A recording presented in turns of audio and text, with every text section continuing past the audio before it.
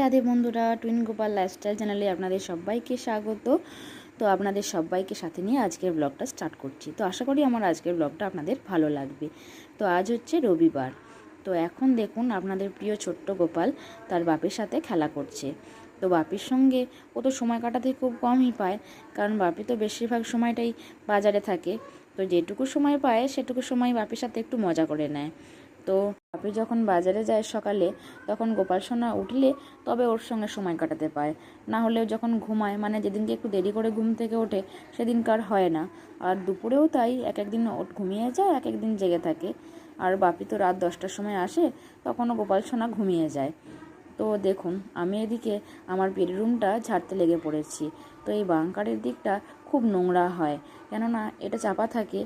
আর এখানটা খোলা হয় না, মানে যখন যেটা প্রয়োজন হয় তখন এটা খুলে নেওয়া হয়। সেজন্য ভিতরের দিকটা খুব মাকড়সার জাল করে। আর এখন তো সব সময় ওইটা তুলে ঝাড়ার সময় হয় না, তাই প্রথমেই ওই বাংকারটা ঝেড়ে পরিষ্কার করে নিলাম। গ্রীষ্মকালে এই সিলিং ফ্যানের তো অবিরাম চলা, তার তো থামা নেই। আর বেশিরভাগ দিনই ছেলে বিছানা থাকে, সেজন্য পাখাটা তো রোজ ঝাড়া হয় না। সেজন্য এটাতে উপরও খুব ধুলো জমেছিল। মানে এটা ঝাড়ার পর দেখুন কত নোংরাগুলো নিচে দিয়ে পড়ছে। তো সেই জন্য পাখাটাকে একটু ভালো করে ঝেড়ে নিলাম। আর যেহেতু ছেলে বিছানায় থাকে, সেজন্য আগে পাখাটারও ঝাড়া প্রয়োজন। মানে মাকড়সা বা অন্য কিছু থাকলে হয়তো ছেলের গায়ে বা বিছানায় পড়ে যাওয়ার সম্ভাবনা। তো তারপর আমি এখানে এই আলমারিটার উপরে রেখে যে পুতুলগুলো আছে সেগুলো সব বিছানায় নামিয়ে নিচ্ছি, কেননা এখানটাও খুব ধুলো জমেছে। তো আমি তো চেষ্টা করি সপ্তাহে একদিন করে এগুলো পরিষ্কার করার। তো রোজ যেহেতু সময় হয় না। আর দেখবেন যে যতই পরিষ্কার রাখুন, আর ধুলো ঠিক এগুলোতে জমবেই। তারপর যে ল্যাম্প লাইটটা আছে সেটাতে যত পোকামাকড়, মানে রাত্রে জ্বালা হয়, যত পোকামাকড় সব এখানে পড়েছে। সেজন্য ভালো করে ঝেড়ে নিলাম। আর আমি এই শোকেস আলমারির মাথায় এই তোয়ালেগুলো পেতে রাখি, কেননা ওগুলো পেতে রাখলে আলমারিটা অত ধুলো হয় না। তো তারপর এই যে এই পুতুলগুলো আছে, এগুলো সব ভালো করে পরিষ্কার করে মুছে নিচ্ছি। এগুলোতে খুব পরিমাণে ধুলো জমেছিল। আর এই যে পলিথিনগুলো আছে সেগুলো আমার গোপাল সোনার অন্নপ্রাশনের আগে সব পরিবর্তন করেছি। তো আবার এই কদিন বাদই পরিবর্তন করব, কেননা এগুলো ধুলো জমে গেলে খুব নোংরা হয়ে যায় আর দেখতেও খুব বিশ্রী লাগে। এই যে এত পুতুল, শোকেস আলমারির যে কাঁচ আছে সেখানে সব ধরে না, মানে তার ভিতরেও কিছু কিছু পুতুল রেখেছি। তো এইগুলো এত বড় বড়, সেখানে ধরবে না। সেজন্য এগুলো ওই শোকেস আলমারির মাথাতেই সাজিয়ে রাখতে হয়। আর এমনি যদি পলিথিন ছাড়া রাখা হয় তাহলে তো এগুলো একদম নষ্টই হয়ে যাবে, আর বারে বারে কাচলে তুলোগুলোও নষ্ট হয়ে যাবে। তো সেজন্য এরকম বারে বারে পলিথিন পাল্টে আমি এই পুতুলগুলোকে ভরে রাখি, যাতে দেখতেও সুন্দর লাগে আর নোংরাও যাতে না হয়। তো দেখুন, এই তো গেল সব আমার মেয়ের পুতুল। তো এরপর আমার ছেলের গাড়ি। তো এখন আপাতত আমার ছেলের দুটোই গাড়ি হয়েছে, একটা এই জিপ গাড়ি আর একটা হচ্ছে এই বড় বাইক। তো আমার ছেলের তো বাইকের খুব নেশা, সেজন্য ওর বাপি এবারের পুজোয় ওকে একটা বাইক কিনে দিয়েছে।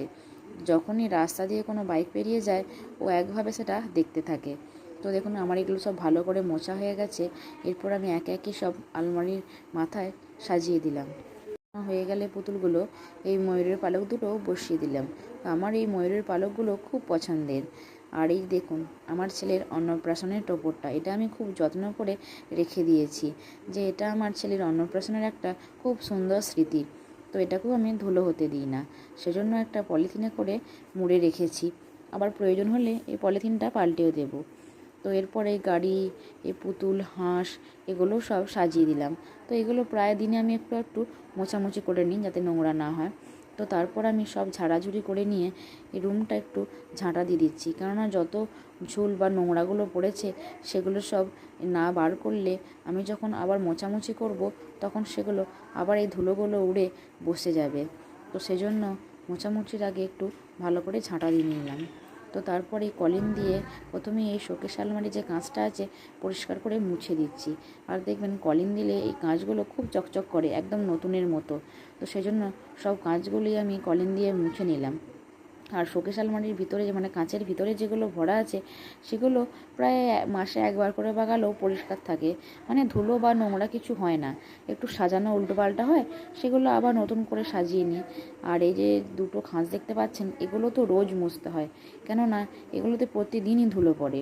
শোকেস আলমারিটা আমার ছেলে ঠিক হওয়ার 2 মাস আগে নিয়েছিলাম, কেননা আমাদের যে বড় আলমারিটা আছে সেটা একদম ভর্তি হয়ে গেছে, মানে আমার মেয়ের, আমার, আপনাদের দাদার জামা প্যান্টই সব ভর্তি। তো ছেলের জামা প্যান্ট রাখার ওতে একটুও জায়গা ছিল না, সেই জন্য ছেলে হওয়ার আগেই এই আলমারিটা নিয়েছিলাম। তো এই আলমারিটাতে ওর আর ওর দিদিয়ার জিনিসই সব ভর্তি, আমাদের এদের কিছু রাখি না। তো তারপর আমি আলমারিটা বাগিয়ে এখানে এই তাকটা বাগাতে চলে এলাম। তো এটা খোলা বলে খুব ধুলো হয় আর নোংরাও হয়, সেজন্য প্রথমেই এই কাপড়টার সাহায্যে ভালো করে মুছে নিলাম, যাতে ধুলোগুলো পরিষ্কার হয়ে যায়। তো ধুলো বলতে সেরকম নেই, তবুও তারপর দেখুন এই যে রাধাকৃষ্ণের মূর্তিটা আছে না, এটা খুব সুন্দর। এটা দেখি আমি রোজ সকালে, মানে প্রথম যখন উঠি তখন এই রাধাকৃষ্ণকে দর্শন করি, আমার দিনটা শুরু হয়। তো সেই জন্য এগুলো একটু ভালো করে মুছে, মানে ভিজে কানি নিয়ে একটু ভালো করে মুছে পরিষ্কার করে দিলাম। তারপর এগুলো একটু করে সাজিয়ে দিচ্ছি যাতে দেখতে ভালো লাগে। তো এর মধ্যে এটা সেটা অনেক জিনিস আছে। তো এই একটা বডি স্প্রে, যেটা খুব সুন্দর সেন্ট, আমার খুব পছন্দের সেন্ট ওটা। আর এই শ্যাম্পুটা এনেছিলাম আমার খুব চুল উঠে যাচ্ছিলো বলে, তো এখন আর ইউজ করিনি। তো মনে হচ্ছে যেন একটু একটু চুল আমার ওটা পড়া বন্ধ হয়েছে। তো এই দেখুন এই যে জগন্নাথ দেবের যে দোলনার ভিতরে মূর্তিটা আছে, সেটা আমার বোন যখন পুরী বেড়াতে গিয়েছিল এটা এনে দিয়েছিল। তো এটা দেখতে খুব সুন্দর। আর দেখবে ওর ভিতরে যে একটা দড়ি আছে, ওটা টানলেই এটা খুব সুন্দর দোলনার মতো দোলে। তো এরপর আমি এই মাঝের তাকটা বাগিয়ে নিচ্ছি। আর এই যে ছবিটা দেখছেন, এই ছবিটা হচ্ছে আমার বোনের বিয়ের ছবি, মানে আমরা 3জনে তখন তুলেছিলাম। তখন আমার মেয়ের বয়স প্রায় হবে ওই 6-7 বছর। তো এটা এখানে বাইরে রেখেছিলাম, আর বাদবাকি যে ছবিগুলো আছে আমাদের, সেগুলো সব শোকেস আলমারি কাঁচের ভেতরে ভরে দিয়েছি। আর এটা হচ্ছে আমাদের গোপাল ভাঁড়, মানে যে গোপালের মূর্তিটা আছে এর ভেতরেই ভাঁড়। ভাঁড় বলতে যে পয়সাটা, খুচরো পয়সাগুলো এর ভেতরে ভরে রাখা যায়। তো আমার মেয়ে যখনই খুচরা কিছু পয়সা পায় তখনই এর ভেতরে ভরে দেয়। তো এগুলো আমি একটু ভিজে কানি করে পরিষ্কার করে মুছে দিচ্ছি, বাইরে থাকে বলে এগুলো সব ধুলো হয়েছে। তো কি বলছেন, যখন বাগাতে আরম্ভ করি তখন মনে হয় একধার থেকে সবই মুছে পরিষ্কার করি। তো এই পরিষ্কার করার পর দেখবেন, বাগানোর পর যখন ঘর বাগানো হয় তারপর দেখবেন যে কত জায়গা বেরোয় আর কত সুন্দর পরিষ্কার দেখতে লাগে। তো কদিন পরই আবার যখন এগুলো থেকে একটা একটা জিনিস নিয়ে নেওয়া হবে, এগুলো সব আবার নোংরা হয়ে যাবে। তাকটার মধ্যে আমার ছেলের ওষুধপত্র, খেলনা এগুলোই বেশি থাকে। আর ওই কোণে ওই অ্যাপেল যে পেন রাখার বক্সটা আছে, ওর মধ্যে আমার মেয়ের পেন, পেন্সিল এগুলো সব গুছিয়ে রাখি। যখন যেটা প্রয়োজন হয় ওষুধ নিয়ে আমি আমার ছেলেকে খাওয়াই, তারপর আবার গুছিয়ে এই তাকে রেখে দিই। তো এরপর আসি আমার মেয়ের এই যে বই রাখার তাকটাতে। তো কি বলবেন, এই বই রাখার তাকটা তো রোজ বাগালে রোজও পরিষ্কার হবে না, কেননা আমার মেয়ে যখন যে বইটার প্রয়োজন হয় সেটা বার করে নেয়, খাতাও তাই। এই জন্য এই তাকটা সবসময় প্রায় নোংরাই হয়ে থাকে, মানে অগোছালো হয়ে থাকে। তো আমি এখানে কোন আগের খাতাটা শেষ হয়ে গেছে, মানে পাতা ভর্তি হয়ে গেছে, সেগুলো সব বাতিল করে যেগুলো লাগবে, যেগুলো নতুন, সেগুলো সব এখানে গুছিয়ে রেখে দিচ্ছি। আবার দেখবেন 2 দিন পরই এই তাকের, মানে এই বইয়ের যে তাকটা আছে সেটা আবার সেই একই অবস্থায় ফিরে আসবে।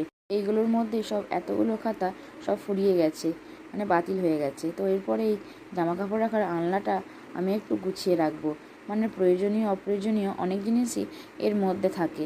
তো সেই জন্য এগুলোকে আগে ভালো করে মুছে নিচ্ছি, মুছে পরিষ্কার করে নিয়ে তারপর গোছাবো। তো আমার ড্রেসিং টেবিলটাও একটু মুছে পরিষ্কার করে নিই, কারণ এটাও একটু ধুলো হয়েছে। মানে ড্রেসিং টেবিলটা রোজই মুছি, তবুও আজকে যখন সব ঝাড়াঝুড়ি হয়েছে, নোংরা তো হয়েছি, সেজন্য আরেকবার ড্রেসিং টেবিলটা ভালো করে পরিষ্কার করে মুছে নিচ্ছি।